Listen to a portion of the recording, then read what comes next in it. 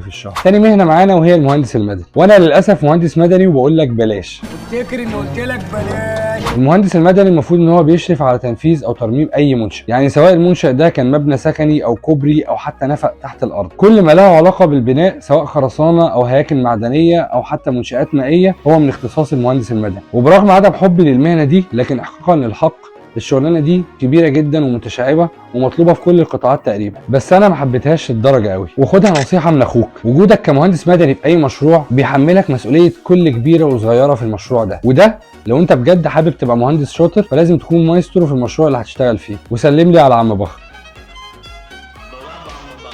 الراتب بتاعك لو انت مهندس مدني شغال في مصر هيكون في رينج من 4000 ل 10000 جنيه في الشهر. اما بقى لو شغال في السعوديه فهتاخد بدايه من 5000 ريال لحد 12000 ريال في الشهر، ولو شغال في الامارات فهتاخد من 8000 ل 15000 درهم في الشهر. اما بقى لو شغال في دوله الكويت الشقيقه فهتاخد من 750 دينار ل 1000